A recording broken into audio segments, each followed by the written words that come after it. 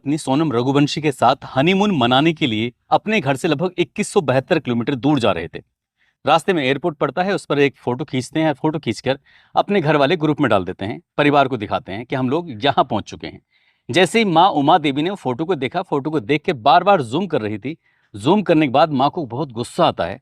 गुस्सा आने के बाद अपने ही बेटे यानी कि राजा रघुवंशी को फोन लगाती है। कहती है, बेटा तुझसे मैंने मना किया था, उसके बावजूद भी तू इस सोने की चैन को पहन के जा रहा है। तुझे पता है कितनी कीमत की है?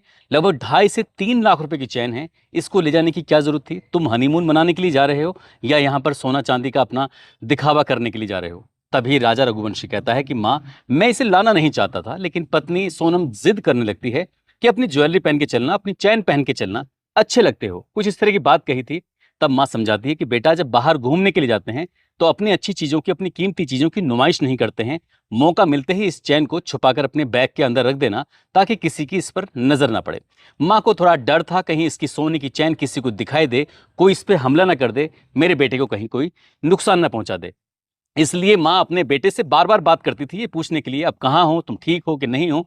लेकिन 23 मई 2025 की दोपहर 1:45 पर बहू से वो अंतिम बार बातचीत होती है। उसके बाद पता चलता है कि बेटा मिलता ही नहीं है, लेकिन मिलता है तो उसकी लाश मिलती है। लाश घर आती है तो परिवार का रो रो कर बुरा हाल हो जाता है। लेकिन 17 दिन बाद जब बहू के बारे में पता चलता है, तब सास ये कहानी सुनाती है मीडिया के सामने।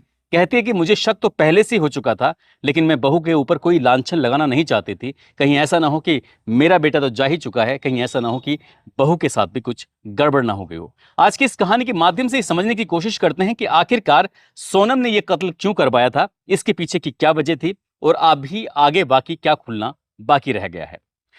आदाब, नमस्कार, सत श्री अकाल। मैं उस्मान सैफी। आज की जो सच्ची घटना मैं आपको सुनाने जा रहा हूँ, ये सच्ची घटना है मध्य प्रदेश के इंदौर शहर की। दरअसल राम नवमी का जब त्योहार मनाया जाता है, तब एक समाज के लोग अपनी पत्रिकाएं छपवाया करते हैं। पत्रिका के अंदर जो युवक होते हैं और युवतियां होते हैं, उनकी पूरी डिटेल दी जाती है। कौन क्या कारोबार कर रहा है, किसकी कितनी एजुकेशन है, कौन कितना पढ़ा लिखा है, साथ ही कितना